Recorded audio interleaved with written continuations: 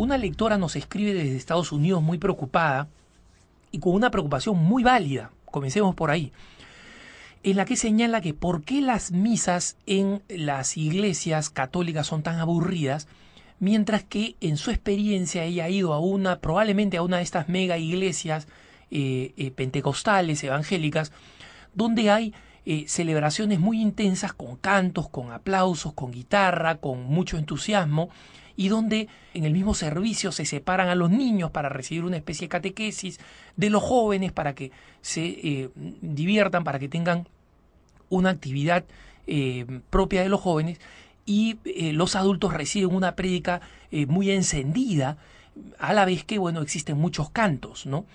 Entonces, hay que reconocer que ciertamente muchos de nuestros sacerdotes no celebran la Eucaristía con la suficiente reverencia y no predican con la suficiente claridad como para que los fieles efectivamente tengan una interpretación, una enseñanza del Evangelio que les ayude de manera explícita para la vida cotidiana.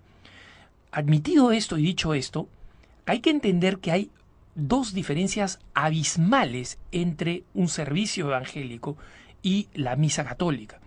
En primer lugar, los pentecostales funcionan como un supermercado. Y no digo esto de manera denigrante, por favor, compréndeme, no lo digo de manera ni ofensiva ni denigrante, sino que cuando un ministro se gradúa de un seminario protestante, aplica, o sea, postula a un trabajo en alguna iglesia protestante. Allí comienza usualmente con el trabajo con jóvenes, etcétera, y luego va ascendiendo, si es que tiene carisma, si tiene capacidad de prédica, va ascendiendo dentro del escalafón de este templo y probablemente podría terminarlo heredando como su pastor. En otros casos, aquellos que son muy buenos, muy jóvenes o que tienen, digamos, el deseo, la ambición de tener su propio templo, tienen algún capital si provienen de una familia con dinero, o si no, se endeudan, piden un préstamo bancario, compran su propio templo y comienzan a atraer fieles. Y para ello tienen que desarrollar un servicio que sea muy atractivo para la zona que han escogido, ¿no? Entonces, un ministro protestante en California va a tener pues mucha música, mucho relajamiento, porque los californianos les gustan las cosas así y son totalmente distintos a los evangélicos de Kansas, que quieren escuchar muchísimo más de la palabra, quieren mucho menos cantos, no quieren mucho más silencio, más recogimiento, etcétera.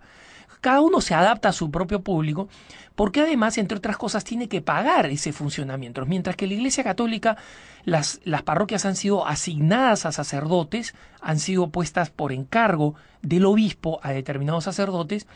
No todas las parroquias, es más, en América Latina, en nuestros países, muchas de las parroquias y las parroquias católicas en zonas de inmigrantes en los Estados Unidos no tienen los suficientes ingresos de parte de los fieles como para poder sustentarse, y en consecuencia son sostenidas con ayuda adicional de la arquidiócesis, o en muchos casos son sostenidas por congregaciones religiosas que las asumen.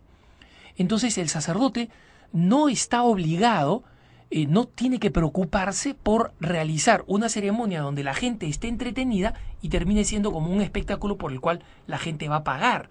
Eso en cambio sí sucede con nuestros hermanos los evangélicos, especialmente los pentecostales. Entonces ellos de alguna manera se ven forzados a montar un show, ¿no? Y no lo digo en sentido despectivo, sino simplemente así es la realidad.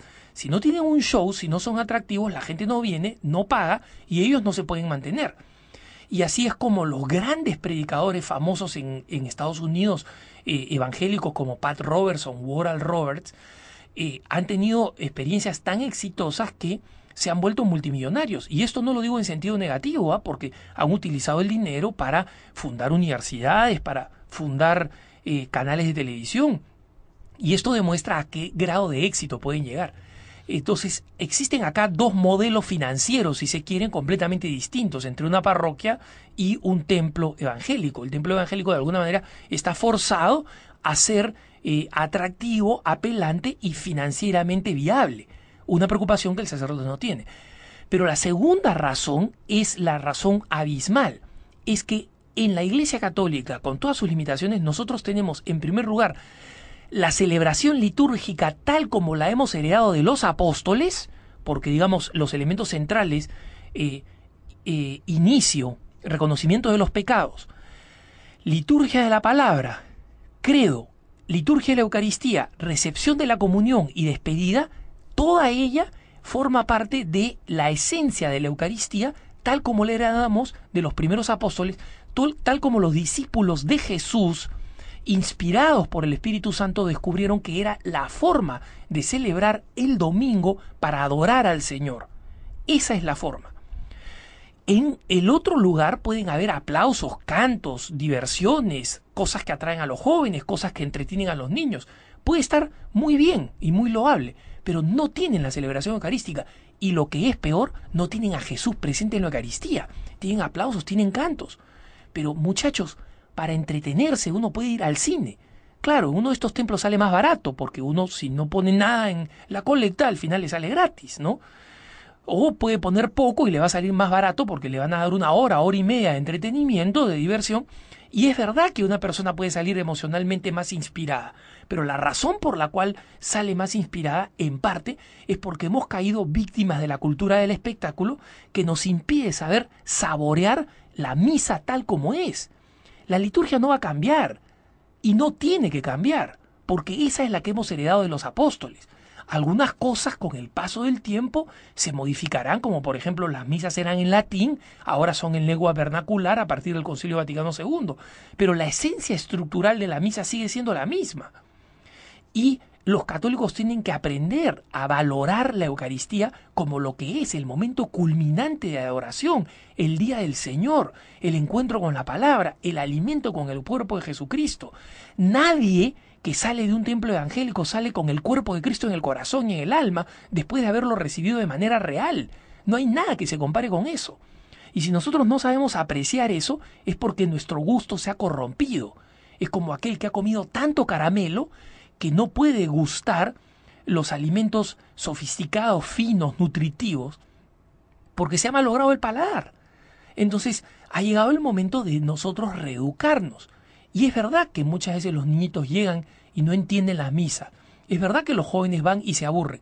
Pero van y se aburren en buena medida porque los padres, no porque los sacerdotes, a veces los sacerdotes son aburridos, es verdad. Pero si el sacerdote hablara bien y fuera divertido, ¿cuánto más va a cambiar la misa? El sacerdote no tiene nada que hacer con las lecturas ya son determinadas. El sacerdote solamente va a ser divertido o entretenido o edificante en el sermón, en la homilía. Todo lo demás tiene que seguir las rúbricas. Y esa es la misa que hemos heredado del mismo Jesús. Esa es la Eucaristía. Esa es la participación del pan. Eso es lo que está en las Sagradas Escrituras. Y los evangélicos que se precian de seguir las Sagradas Escrituras tienen servicios que no tienen nada que ver con lo que está escrito en el Evangelio. No tienen la Eucaristía, no tienen la repartición del cuerpo de Jesús que dijo, esto es mi cuerpo, ¿no? Y para aquel que reclama tener una interpretación literaria de la Sagrada Escritura, ¿dónde está ese pasaje? ¿Por qué no reparten el cuerpo de Jesús? Pues no lo reparten, ¿no? Porque no consagran, porque no tienen la potestad para consagrar. Entonces, si los niños y los jóvenes nos ven a nosotros, a los padres de familia, mirando el techo, contando cuántas telarañas hay porque nosotros no aprendemos a degustar la Sagrada Eucaristía, esa es culpa nuestra, no del sacerdote. Y hay gente que iba a las misas escuchando la fama del cura de Ars, de San Juan María Vianney en Francia, en el siglo XIX, en el siglo XX, de San Pío de Pietrelcina, y se aburría, decía, esta misa es igual que todas las demás.